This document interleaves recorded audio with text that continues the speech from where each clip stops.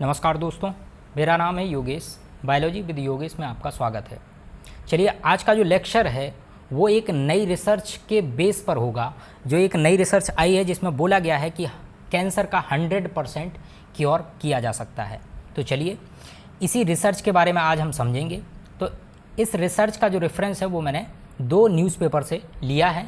ये जो आर्टिकल आया है द हिंदू में, इसमें लिखा गया है कि medical trial shows rare result as cancer vanishes in all patients. यानी कि ये कह रहा है, यहाँ पे लिखा हुआ है कि एक मेडिकल ट्रायल हुआ जिसमें देखा गया कि कैंसर को सारे के सारे पेशेंट में क्योर कर लिया गया।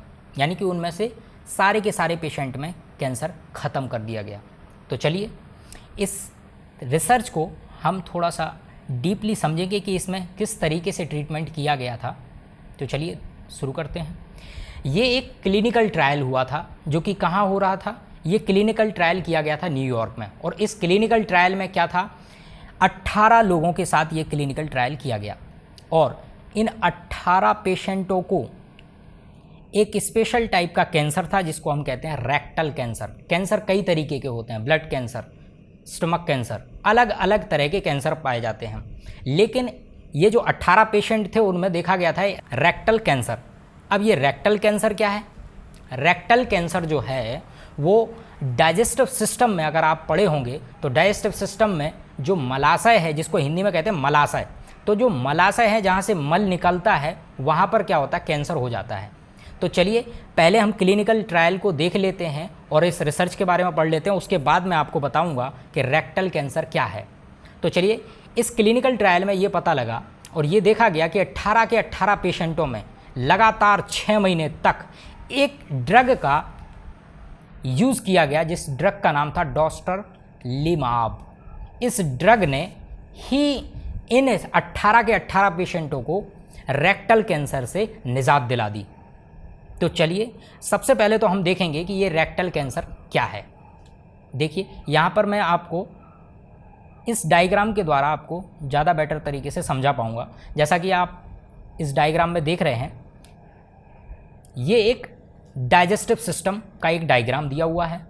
जैसा कि आपको यहाँ दिख रहा है, ये एक डाइजेस्टिव ट्रैक्ट है, या हम कहें ये स्टमक है। और ये क्या है, ये जो आपको रेड रेड दिख रहा है ये है लार्ज इंटेस्टाइन। और लार्ज इंटेस्टाइन के यहाँ पर ये बीच में दिख रहा है, इसको कहते हैं स्मॉल इंटेस्टाइन।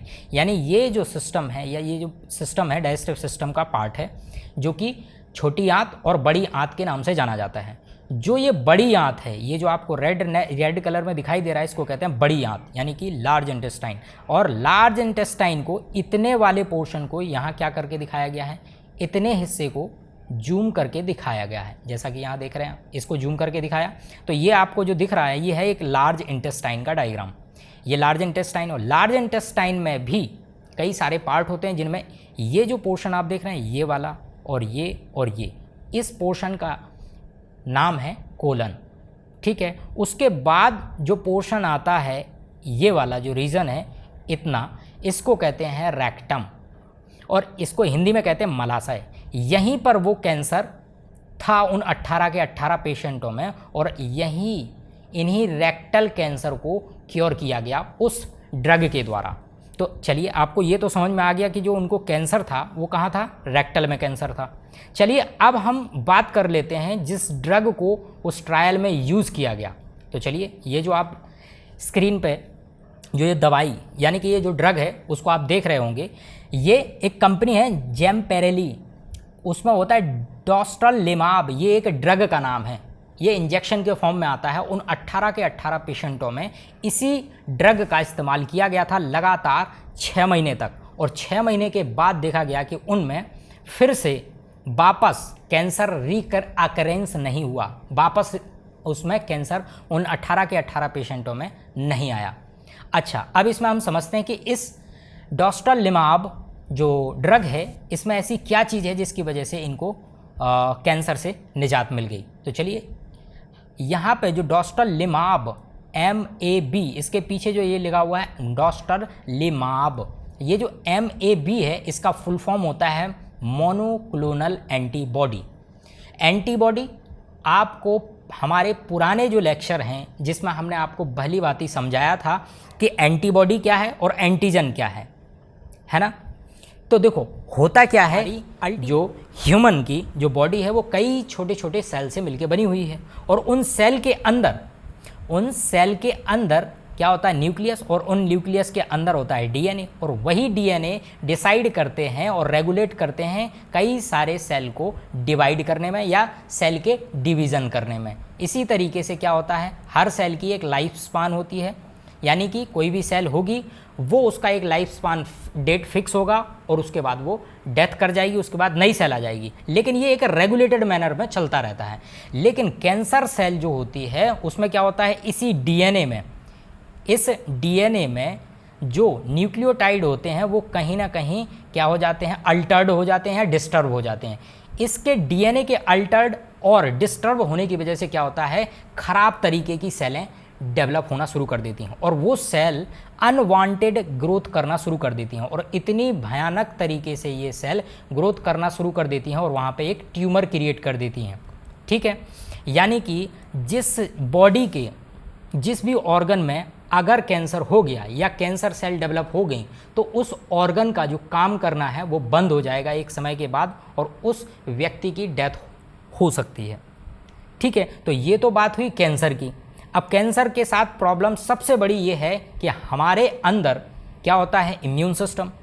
लेकिन हमारे अंदर जब कैंसर सेल डेवलप होना शुरू हो जाती हैं तो जो हमारा इम्यून सिस्टम है वो ये डिसाइड नहीं कर पाता, वो ये पहचान नहीं पाता कि आपके अंदर एक कैंसर सेल और एक नॉर्मल सेल जो है उसमें से किसको ख़त्म करना है। तो हमारे अंदर जो इम्यून सिस्टम है, इम्यून सिस्टम में हमने आपको बताया था टी लिम्फोसाइट सेल, आपने ब्लड का लेक्चर देखा हो, उसमें मैंने आपको WBC में एक टाइप बताया था जिसमें टी लिम्फोसाइट यानी कि टी सेल, यही टी सेल क्या करती हैं, हमारे कैंसर सेल को मारने में हेल्प करती हैं। लेकिन होता क्या है, यही टी सेल ये नहीं डिसाइड कर पाती या ये नहीं पहचान पाती कि आपकी खुद की नॉर्मल सेल कौन है और कैंसर सेल कौन है। तो सबसे बड़ी दिक्कत यही है। इसीलिए ये जो टी सेल हैं ये हमारे जो अंदर कैंसरस सेल हैं उनको मार नहीं पाती, और इस ड्रग के द्वारा ये देखा गया कि इसमें मोनोक्लोनल एंटीबॉडी का इस्तेमाल किया गया, और इस मोनोक्लोनल एंटीबॉडी में यही खास बात थी जो क्या कर रही थी, स्पेशली कैंसेरियस सेल को ढूंढ के पहचान के सिर्फ उसी प्रकार के कैंसेरियस सेल को क्या कर रही थी, मार रही थी। और यही इस ड्रग का सबसे बड़ी खासियत है। इसीलिए इस ड्रग में मोनोक्लोनल एंटीबॉडी क्या है कि कहीं से भी मोनोक्लोनल एंटीबॉडी को प्रोड्यूस कराया गया और उस मोनोक्लोनल एंटीबॉडी को एक लिक्विड में भरा गया और उसी लिक्विड को ऐसे पेशेंटों में दिया गया जिनको कैंसर था। तो ये था सारी कहानी कि मोनोक्लोनल एंटीबॉडी क्या है और कैंसर क्या है, और जो ड्रग था जिसका नाम था डोस्टलनेमाब, इसने कैसे काम किया। इसके बाद हम एक और चीज़ समझते हैं। इसके साथ सबसे बड़े इस ट्रायल में ये देखा गया कि इसके साथ सबसे बड़ा ड्रॉबैक पता क्या है, इसके साथ सबसे बड़ा ड्रॉबैक ये है इसकी कॉस्ट। इसका जो कॉस्ट है वो बहुत ही ज़्यादा है। अगर हम देखें according to New York times the medicine cost nearly 11,000, और अगर इंडियन रुपये में बात करें तो 8.55 लाख पर डोज। एक डोज का 8 लाख रुपए देना पड़ेगा तभी जाके, और आपको पता है ये लगातार 6 महीने तक इसका ट्रायल किया जाता है और 6 महीने तक देना पड़ेगा इस तरीके का डोज। तो आप खुद ही सोचिए कि इतना महंगा ट्रीटमेंट कौन लेगा। तो ये इसका एक ड्रॉबैक है। हालांकि ये एक रिसर्च है जो कि 18 लोगों में देखी गई है। बेसिकली होता क्या है, जो क्लिनिकल ट्रायल होते हैं वो मैक्सिमम नंबर ऑफ पेशेंटों में देखा जाता है, तभी उसको क्लिनिकल ट्रायल को आगे की तरफ भेजा जाता है और उसको ट्रायल किया जाता है वैसे। लेकिन ये एक अच्छी खबर है कि ऐसा कोई ड्रग डिस्कवर हो गया है जिसको हम कैंसर के लिए 100% क्योर करने में यूज़ कर सकते हैं। तो चलिए, इसी तरीके से अगर आप लेक्चर चाहते हैं तो हमारे इस चैनल को सब्सक्राइब करें और लाइक करें और ज़्यादा से ज़्यादा शेयर करें। चलिए, कैंसर का लेक्चर था इसलिए मैं आखिरी में आप लोगों से एक क्वेश्चन पूछना चाहूँगा कि चलिए आप लोग कमेंट करके बताइए कि वर्ल्ड कैंसर डे किस दिन मनाया जाता है,